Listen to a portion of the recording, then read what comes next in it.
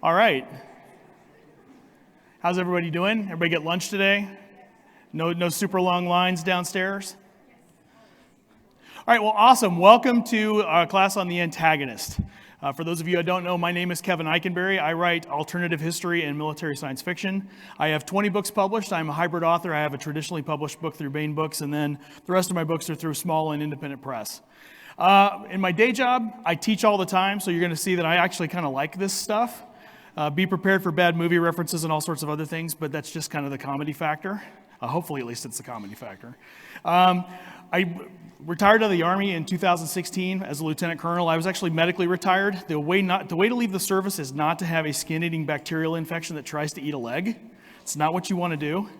But after surviving that experience, I was medically retired and I went to work. I teach GPS, Global Positioning System for the Space Force. So I teach all the time, so we're going to have a good time with this. Now, the reason why I teach classes like this is because I actually had the opportunity when I was very early in my writing career to reach out to a mentor. And I did so in the blind. I just sent an email to this man I had met at a conference and asked a couple of questions, fully expecting to get the one-off response email in return. 6 weeks of daily emails taught me about character development, taught me about story structure, and it actually made it to the point where I sold my debut novel immediately thereafter. So when we talk about bad guys, antagonists, everybody like a good bad guy? Everybody think a bad guy is really important? Okay, well, you're not alone. I firmly believe a story is only as good as the villain, attributed to Clive Barker. Everybody know who Clive Barker is? Author, visual artist, director of many very popular horror movies. Think he knows about bad guys? Yeah, absolutely. So if a bad guy is so important, equally important as a protagonist, why do we have trouble writing them sometimes? I'm glad you asked. Let's talk about it. So let's define it first. So an antagonist, according to Webster's, is one that contends with or opposes another. So I pulled this montage off of the internet, and you see a lot of familiar faces there, maybe ones that aren't as familiar, but the ones that are familiar, you recognize and immediately think a couple of things about them, right? Take out Darth Vader up there on the top row. What happens when you first think about Darth Vader? For me, 1977, I'm almost 7 years old when the movie comes out, in the theater for the first time, and he bursts onto the scene in that opening piece, right? And he's imposing figure, and he's got the and all that stuff, and picks the guy up and chokes him, and it's like, this guy is bad. We all recognize that. And I thought it was like extremely awesome. I was thinking about this morning. When they brought the movies back to the theaters in the 1990s for like the special edition, they re-released them with the new special effects and whatnot. The only time the entire audience cheered is when Darth Vader walks in the room. He's the first person that I was like, yeah! I'm like, holy cow, why are we cheering for Darth Vader? He's clearly a bad guy. But he's not really an antagonist. I'll cover that later. Any other familiar folks up there? Yeah, Hannibal Lecter there on the second row. How many of you have seen Silence of the Lambs? Okay, those of you that haven't watched the movie, it's your homework assignment. Oh yeah, we could go on and on. We could spend an entire hour just talking about all these folks here. But the thing I wanted to pull out of this is we all get a feeling looking at these bad guys. We're familiar with them. We understand who they were, what they meant to us, what they meant to the characters in the film. They were the opposition. Sometimes they were very active. Sometimes they weren't. Sometimes they were manipulative. Sometimes they weren't. Sometimes they were downright charming. Think about that. How do we get a villain out of someone who seems so charming and so personable and so really awesome that we'd like to hang out with them? And they're the bad guy. All right. An antagonist must be powerful and committed, but the reason why we say this is because they must force your protagonist to grow and change. Okay? Must force the protagonist to grow and change. If you think about it, now let's briefly talk about the first Star Wars movie again. So the antagonist in Star Wars is not Darth Vader. It's actually Grand Moff Tarkin, played by Peter Cushing. He is the representation of the Empire, so he is the antagonist. He and Luke Skywalker never see each other. So how does he force Luke Skywalker to grow? When we first meet Luke Skywalker, what is he? He's a whiny farm boy. If Luke Skywalker starts the movie here as the whiny farm boy, and by the time he gets to the end of the movie down there and climbs into an X-Wing fighter, if he's still a whiny farm boy, would you all still be in the audience? No. Why? The only reason we might be there is to see the whiny farm boy get shot down. Okay?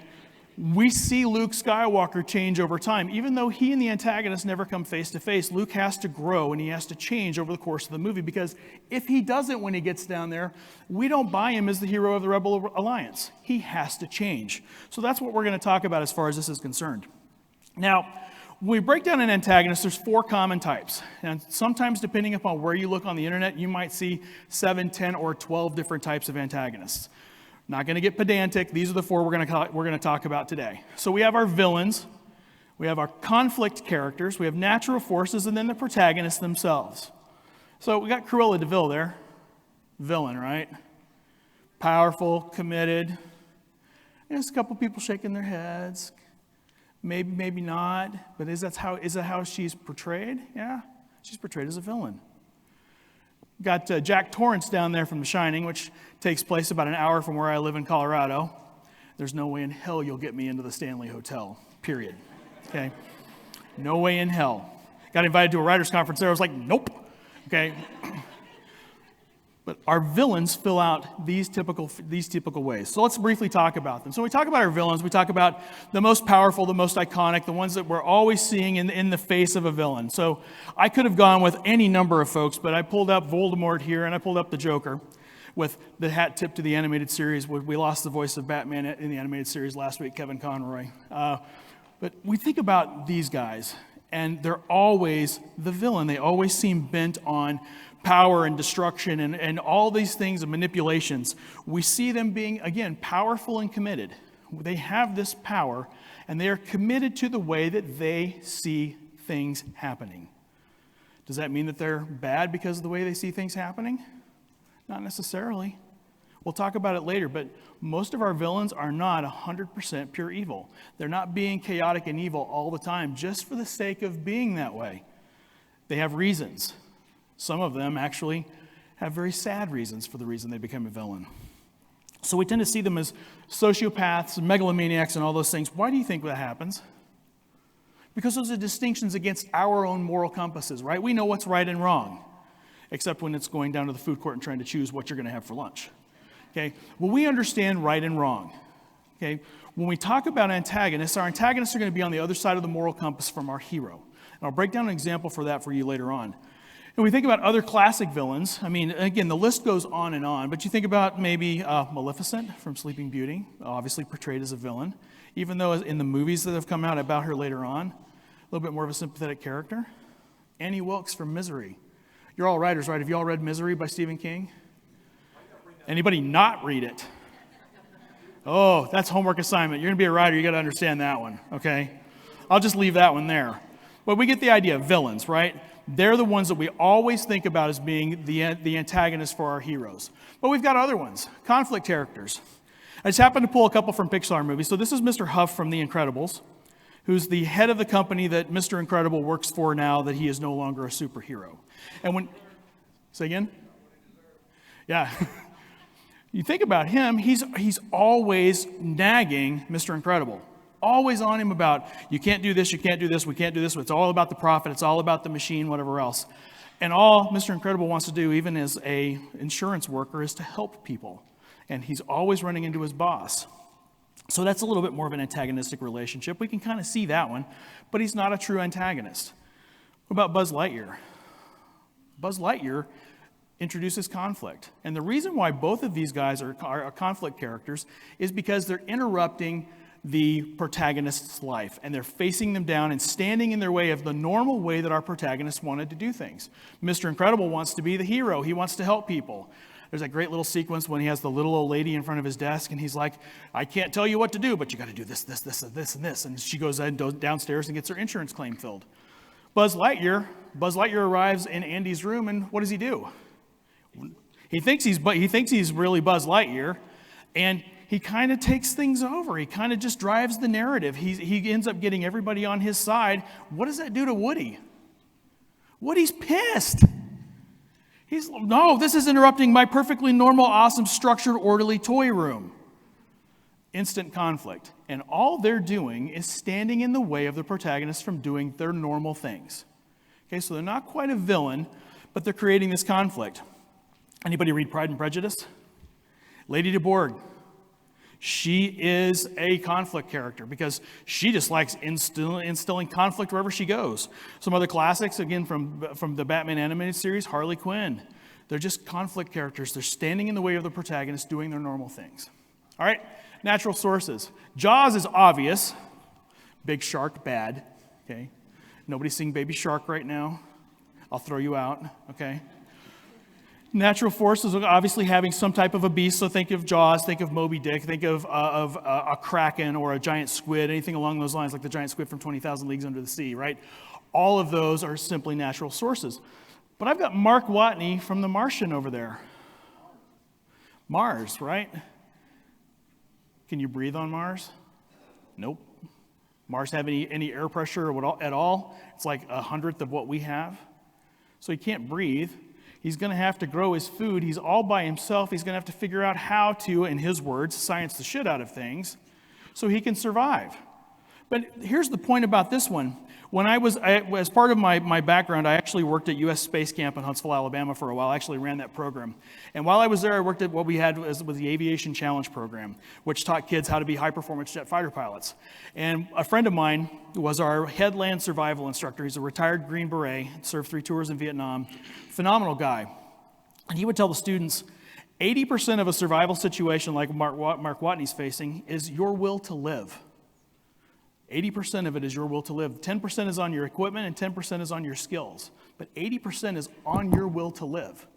So what does that tell us about our antagonist from Mark Watney? We get the idea of the threat of the shark, right? Again, big shark, bad. But what about Mark Watney? He could slowly starve to death. If the habitat fails, he has no atmosphere. What happens if he runs out of water? Humans can go for 30 days or so without food, 3 or 4 without water. So his struggle then is against not only the environment of Mars, but also his own will to live. It's a pretty fascinating story. Finally, we talk about the protagonists themselves. Now listen, we could have an hour-and-a-half long class on this alone. Okay? Let's cover it very quickly. So we see the protagonists typically doing what they feel is the right thing. Again, this comes back to they're not always 100% evil. They believe that they, based on their situation, have to do something specific to get them through.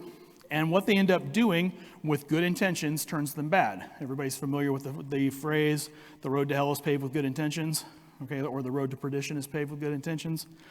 That's how most of this starts. But they slowly begin to turn antagonistic. Okay? Their transformation fascinates us.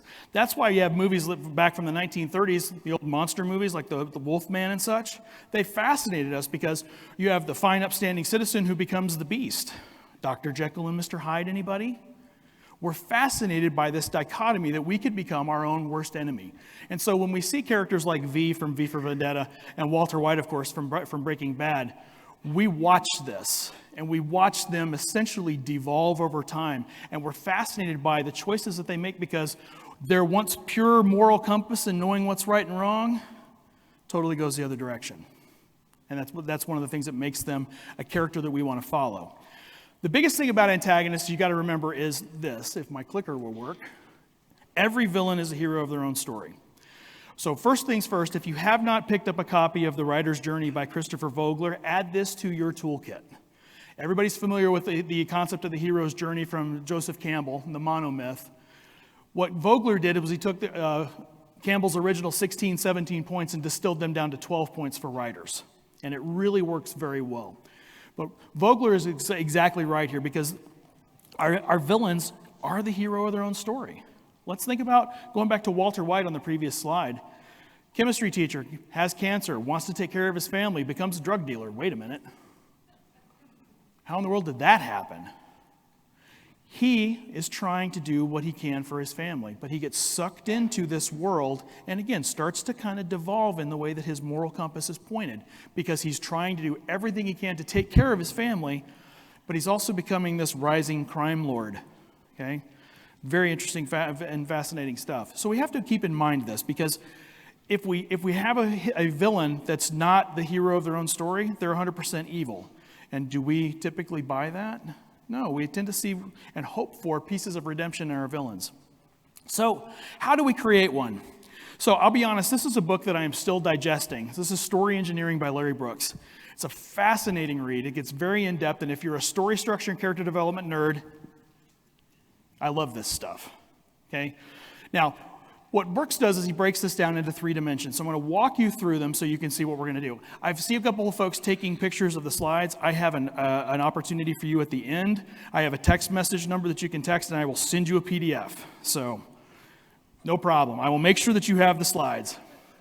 Because there's a lot to cover, so I want to make sure you get what you need. Okay, so the first dimension is what we see. Seeing the antagonist just existing. Okay? Oftentimes when we're introducing a storyline, the antagonist is referred to off screen, and they're usually referred to pretty negatively. Oh, they're a monster, they do all these bad things. In this particular case, my example's from the movie Ocean's 11, which, by the way, takes place right across the street over at the Bellagio. Okay, but we're told about Terry Benedict, who's played by Andy Garcia, seated on the left. And we're told about this character, how he's this monster, and he bankrupts people's family, and he breaks people's arms and legs for cheating in his casinos and all this other stuff, right? He's immediately made out to be this terribly bad guy. But then we have this scene. This is the first time we actually get to see Terry Benedict speak on screen. And he comes in, he interrupts the conversation that's going on between George Clooney and Julia Roberts there. And he's charming. He's well-dressed. He's soft-spoken, he's extremely polite, and all of us are thinking, wait a minute, all those guys they were talking to 10 minutes ago said this guy's a monster. This guy doesn't seem like a monster. He seems pretty cool. He seems like he's a successful businessman. Isn't that what you're supposed to do to run a casino, right? We understand, we see he's normal, even though we've already been told he's not. What's important about this phase of the creation of a character is you get a chance to see their mannerisms, any quirks or tics, anything that's going to set them apart. It sounds like a train out there. Maybe the train will pass in a second. Anybody a fan of Jim Butcher's work? Okay. Harry Dresden. Harry Dresden, when we meet him, we immediately know he's the protagonist of the story, but because he's different. He's the ultimate wise ass, right? There's always a smart remark. There's always that attitude. That's part of his quirks and tics and mannerisms. So we see that. We understand that that's his normal. Okay? And when we do this for an antagonist, it's the same way. What does the antagonist do that makes them normal? Or what are they doing in their normal life? That's the first dimension. We go to the second dimension, what you see versus what you get. So what you get then is you have an antagonist. You start to learn a little bit more about them. Okay, we have a lot of antagonists where we actually hear about their painful backstory, right? Things that they have done wrong or things that had happened to them, bad childhoods, bad experiences, whatever else, that push them down this path, right? It's not always the case. I have my picture there of Grand Moff Tarkin. He's one of my favorite folks to talk about just because everybody thinks Darth Vader is the villain of the first movie, and he's not. Okay, well, with Grand Moff Tarkin, we don't get any of that. We don't get any backstory. We don't know why he's doing what he's doing. We just know that he's obviously a high-powered officer in the Empire, right? That's all we see. But the first time we meet him, it's in a staff meeting. I hate staff meetings, by the way. But we have a staff meeting. And Darth Vader's like trying to force choke the one general. Tarkin's the one that tells him to stop. What does Darth Vader do? He stops. So he's clearly in charge. And so we understand, okay, high-powered, high-ranking official. He obviously has some authority because he's telling the big, dark, scary guy, stop, and he's listening. We understand, okay, this is the guy in charge. We understand his power, right? We go from the staff meeting, though, to watching him amp up his bad quotient. We get to see him really become bad because one of the very next scenes that you have him in, he's got Leia with Vader. Vader's got his hands on Leia's shoulders, and he's basically trying to coerce a confession. Where is the rebel base? What does Leia do? She lies to him, right? She says it's on Dantooine, and the Death Star is parked by Alderaan, and Tarkin's basically like, oh, cool, awesome, we'll check that out later. Fire. He told her he was going to save the planet if she just told him what was going to happen. So she tells him, he blows up the planet anyway. He's gone from being staff meeting kind of bossy guy to, holy cow, this guy wasn't kidding. He really does want to use this battle station to pacify the galaxy. Okay, clearly stated goal. Now, as part of the clearly stated goal, we talk about being powerful and committed. And tomorrow morning, I'm actually going to teach my All About Character class over in the Event Center. And it's going to be a more distilled version of what you're about to get. So this is like the spoiler version for that one if you want to come tomorrow. When we talk about goals, right, we talk about our protagonist always having goals, right? Everybody's been taught that you have to have your protagonist actually do something, right? Your antagonist has to have goals too.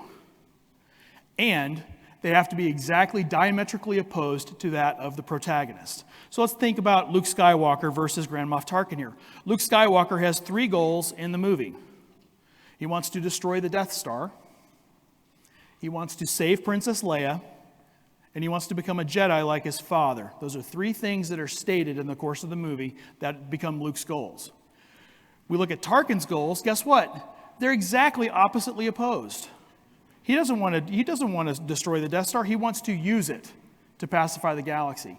He tells Vader and everybody else to schedule Leia for execution. He's not going to save her. He wants to kill her. He's done with this. And then finally, he makes the comment to Vader in private of eliminating all the Jedi once and for all. And again, pacifying the universe. His goals and Luke Skywalker's goals are diametrically opposed. This is critical for the creation of an antagonist. Because most likely, and I will admit to it too, I've spent so much time creating a protagonist that I didn't think through my antagonist. I'll give you an example. So my debut novel was Sleeper Protocol in 2016. And it's a science fiction novel. And I originally written it out as about a 40,000 word short novel, novella type of thing. And when I finished it, it didn't work. And a couple of friends that I got together with often in Colorado Springs, and we would talk about our stories. And I worked on this forever, it felt like, because I tweaked this here, then I introduced this whole new like assassin character that totally didn't work. And I knew it didn't work, so I threw it out. But I've started realizing what goals were when I was talking with that mentor, who was Lou Anders, who was the editorial director at 20Books at the time. And Lou had introduced me to this concept of diametrically opposed goals. So I thought about my hero. What does my hero really want to do? And who of my potential cast of characters could really stand in their way? And I beat my head against the wall for 3 weeks. How do I do this? But I had a character in mind that I was using for something totally different, and I was with the same friends. We were driving from Colorado Springs up to Denver for a small sci-fi con called Mile High Con, and it hit me. I'm not going to spoil it for you, but it hit me who the antagonist was. And if I did that, it was going to change the entire tone of the book. And so I mentioned it to my friends, and they were both like, oh, yeah, that's it. That's totally it. I wasn't convinced. So I said, you know what? I'm going to go home after this convention. I had foot surgery, so I was literally going to be on my butt for 6 weeks. I'm going to figure out how to do this. And I did. And I wrote that entire manuscript in 7 weeks. And it was my debut novel because I changed the antagonist to the one that had the goals that I could immediately diametrically oppose to my protagonist. So it totally works. You have to spend the same amount of time creating your antagonist that you do your protagonist. Because again, going back to Clive Barker's quote at the beginning, a story's only as good as its villain. So you have to do this. All right, so we've gone from what you see to what you get. That last one is truth. Who they truly are. Okay? Wall Street. I went back in the 80s for this. 80s movies, anybody? Right, okay. But I went back in the 80s for this one because we first meet Gordon Gekko, played by Michael Douglas, and he's everything that our protagonist wants to be. He's super successful, he's rich, he's nattily dressed, people seem to love him. Why shouldn't I be just like him? So we see Gordon Gekko being very successful. We see his goals are to get rich and whatnot, but over the course of the movie, what happens? Things unravel. Gordon Gekko is really just kind of a greedy bastard, and he's willing to sacrifice anyone and anything to get his money. We start to recognize that his actions, his motivations, his behaviors, his general view of the world are not what the protagonist wants. So we see that change. We see him begin to unravel, in this case, in front of our protagonist's eyes. His goals sounded really good at the very beginning, but over the course of the time that we're introduced with our protagonist and how they work together and their eventual falling out, we recognize that Gecko's moral compass is the one that's skewed. If that makes sense to everybody? So we have what we see, we have what we get as far as their goals, their motivations and whatnot, but when we get to the actual truth, who are these characters?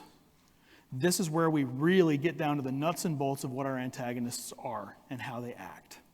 Now, as far as continuing this, you got to layer them, right?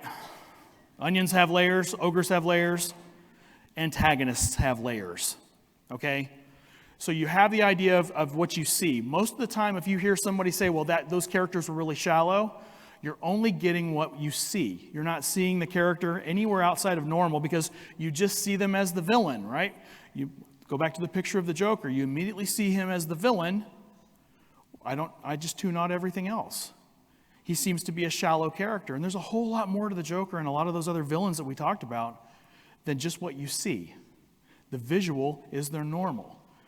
You dig down a little bit further into those goals, and here's where most folks have a problem. We think about what we see. We want to create the imposing villain. We want to give them those defining characteristics and whatnot. And then we want to give them the goals that we were just talking about because people like me tell you they're super important, but you can't give up the third dimension just because of those goals. You have to be able to take those goals and show how the character will unravel from them. But Kevin, you just were talking about Grand Moff Tarkin, and we never see him do anything else in the movie. Yeah, you do. They ask him if he wants to leave when the attack's underway, and there's the weak spot that's been identified, and what's his response? No. Evacuate in our finest hour? He's arrogant. He's powerful. Nothing's going to stop my battle station. Boom. Okay? He's evil to a fault in that respect. So we don't necessarily get a chance to see him unravel. We don't get to see him change. But who do we get to see change over the next two movies? Darth Vader. Sounds pretty cool, doesn't it? All right, so we want to make sure that we're working in all three dimensions as we go, because if we don't, we're going to leave something on the table. And again, we don't want to do that. If we're going to spend so much time with our protagonist, we need to spend the same amount of time with our antagonist to make them compelling. I'll catch that later. I didn't hear you. Okay, so developing the antagonist. Okay, so I've got Snape up here. Go back to our four types. Is he a villain? Is he a conflict character? Yes, he's a conflict character, okay? Everybody that said yes, you all pass. Pick up your report cards at the back. Okay? If I could give you a discount for next year, I would. All right? You could. All right, so same amount of preparation, certainly. They're powerful and committed. They provide conflict, absolutely. Ensuring their goals are diametrically opposed to the protagonist. Everything that I've said. Sounds pretty easy, right? It's a lot easier than you think. Let me pull up a model from a more recent movie that is actually a Christmas movie, and if you argue with me, you will fail. Okay? It's also a Harry Potter movie, right? Okay, so here we have John McClane and Hans Gruber. Okay, so let's start with our antagonist, right? Hans Gruber. What does Hans Gruber do in this movie? He steals stuff, but what else? He kills people. So let's break it down. He storms into Nakatomi Plaza, blows a lot of stuff up, shoots the president of the company, takes Holly Gennaro, whose real name is McClane, hostage until he gets what he wants. Sound pretty good? Okay. Let's talk about John McClane. What does John McClane want to do at the beginning of the movie? He'd really like to storm Nakatomi Plaza. He'd really like to blow stuff up. He'd really like to give that company president a piece of his mind. And what does he really want to do? He wants to take his wife and kids home, back to New York so they can be a family again. He's exactly opposite of Hans Gruber. Did you ever think about it that way? It's kind of fascinating when you think about this.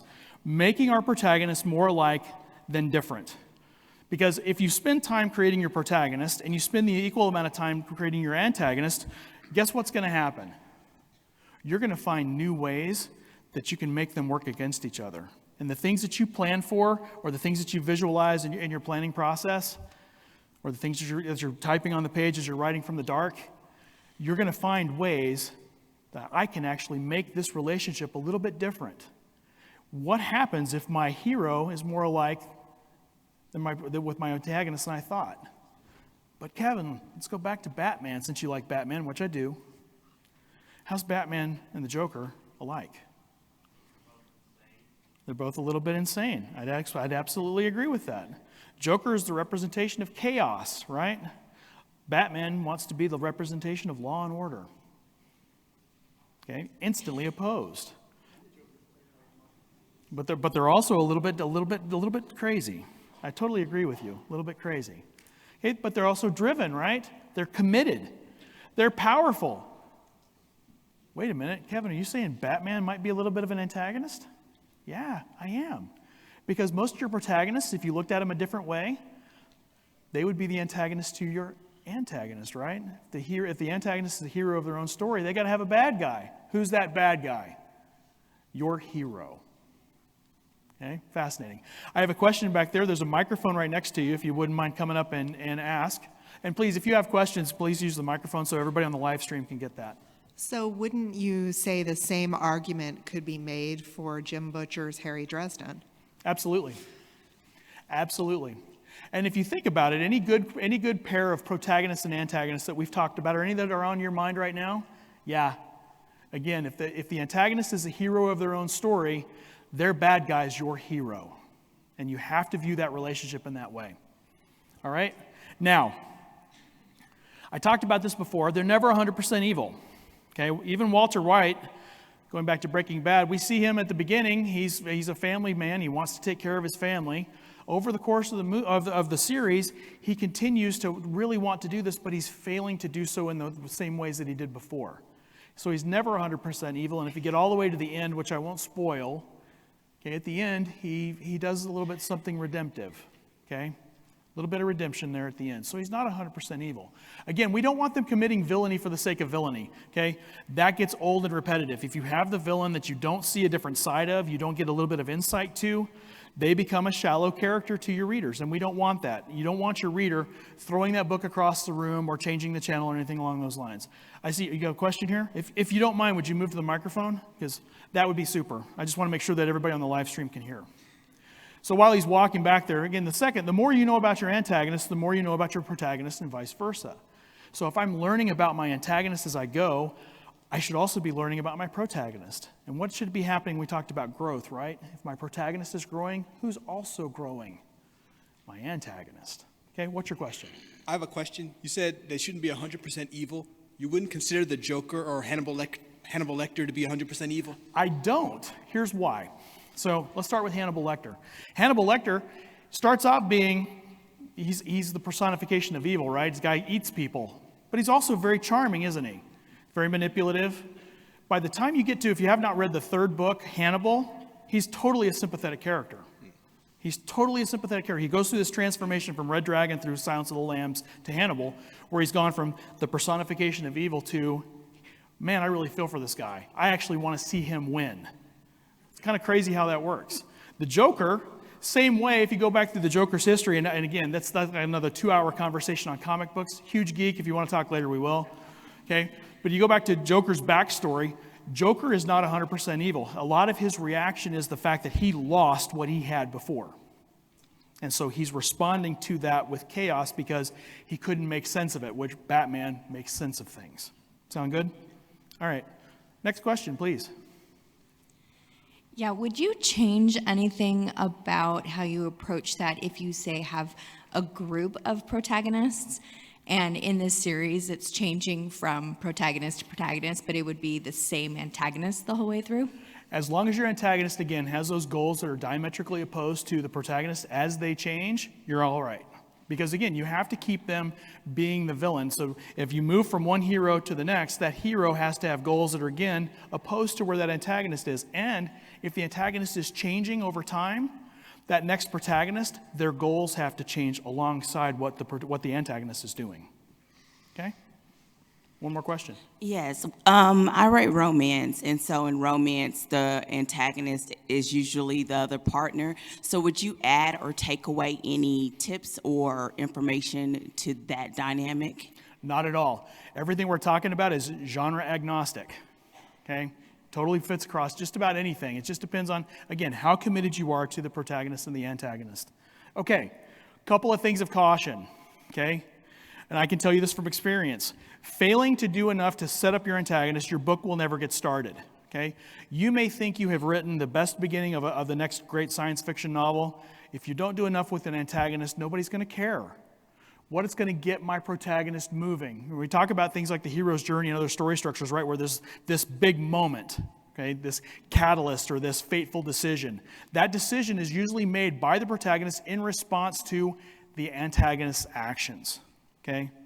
It's usually made in response. Luke Skywalker chooses to leave Tatooine because he goes back to the farm after telling Obi-Wan no, and his aunt and uncle have been murdered by the Empire.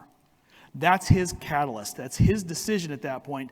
I need to step forward. And it's based, again, on the action of the antagonist. Okay? Also, when you get into the soggy middle of your book, this is why middles get soggy. If you don't have enough for your antagonist to do, your book is going to die in the middle. Very first book I tried to write, the first time I talked to Lou Anders, it was my book that became Runs in the Family, which eventually did sell. But Lou, I had the chance to sit down with Lou, and Lou said, your first half is great, but your book dies in the middle because your antagonist doesn't do enough.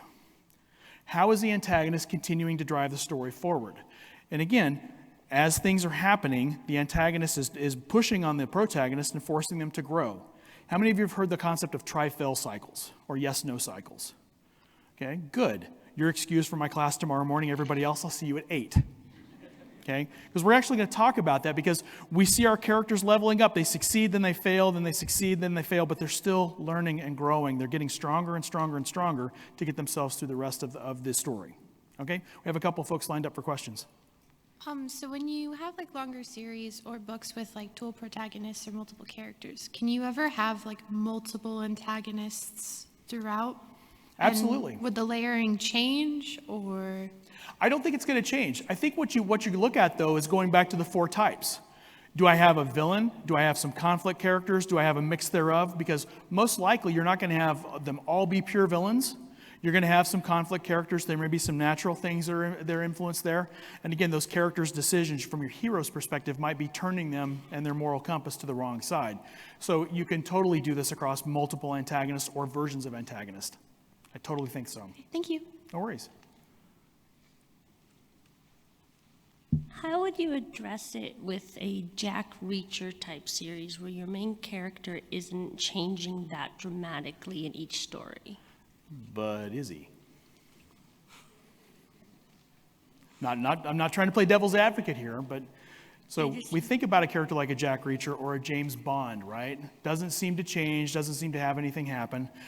Just so happens I'm a huge James Bond fan, so you get to listen to me pontificate for a second. James Bond in the 60s, Sean Connery, right? He's the suave, debonair swine, never makes a mistake, never gets hurt, anything along those lines. Everything is awesome. He's cool, awesome. Sean Connery leaves the franchise. They bring in George Lazenby for On Her Majesty's Secret Service. On Her Majesty's Secret Service, which is my favorite Bond movie, Bond is human. Bond falls in love. Bond makes mistakes. What do you think the audience did? There are a lot of people who are like, what have you done? What have you done with James Bond? You've weakened James Bond. He needs to be this character. So Lazenby leaves. They bring in Roger Moore. Roger Moore's movies are all campy, but they all follow the same formula. They're basically the same movie over and over again. Okay? That perpetuates till we get to Daniel Craig's movies. And guess what Bond becomes again? Human. So, yeah, I think the character can change over time, and I think with Reacher does learn from his experiences, and his relationships with people do get stronger over time. But that's a whole other class we could talk about. All right? Next question, please. Hello, I was wondering about writing. I write dark vigilante thrillers dealing with like human trafficking. So the antagonist is a terrible human trafficker, like close to real life. So it's hard to, as a writer writing this, to write sympathetic antagonists.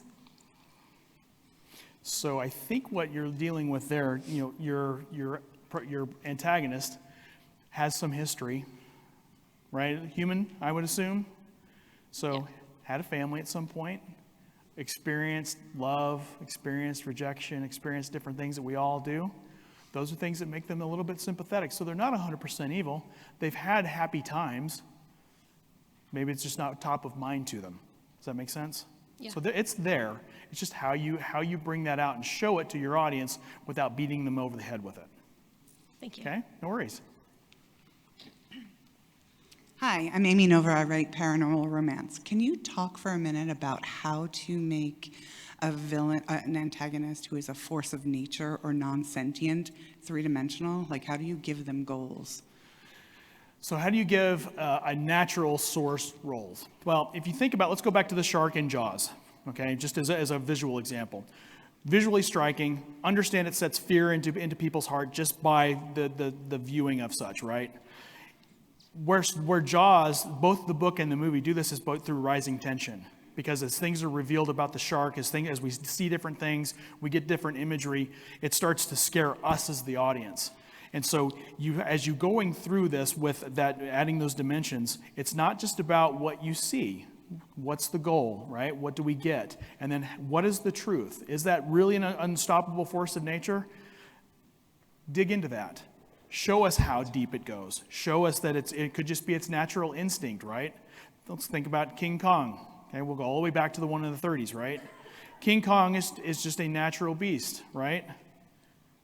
Head Yes, nod? yes.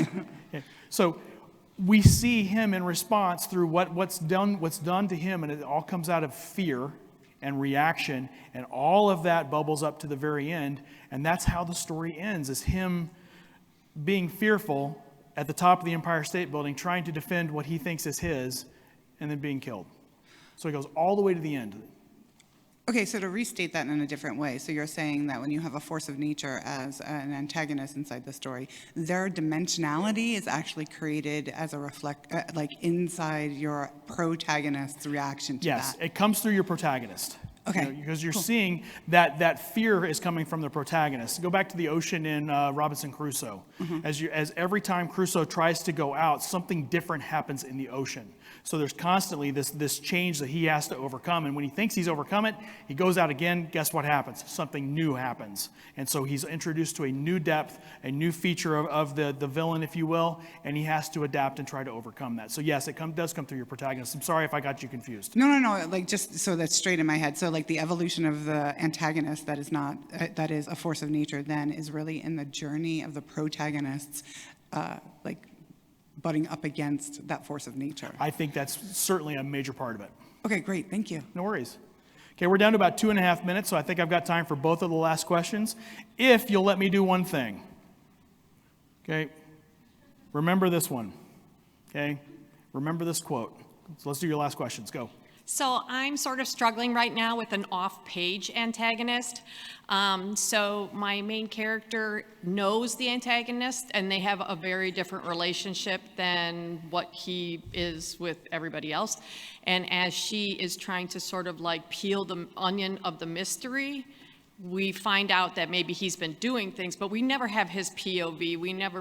It's Right. a single narrator. So, so the middle, I'm worried about this argumento. So because she's doing stuff, but we don't see him. He's not doing anything. He's off page.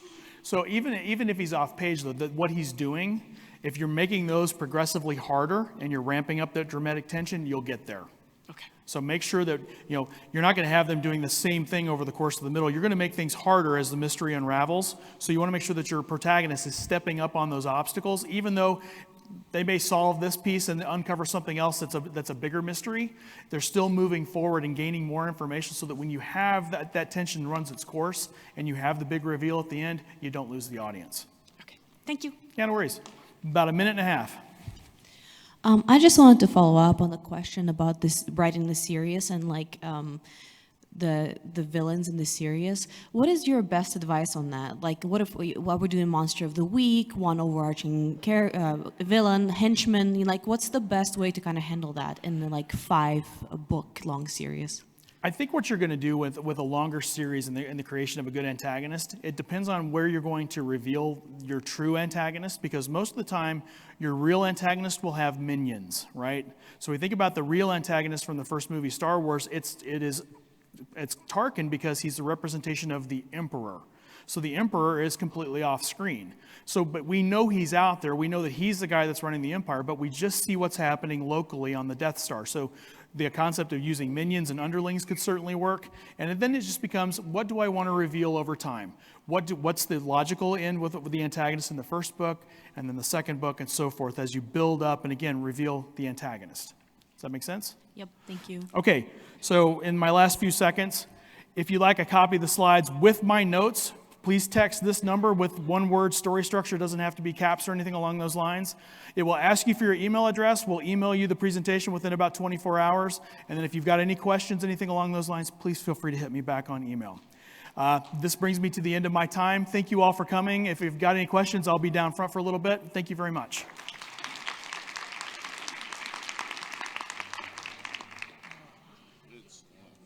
Oh, yeah.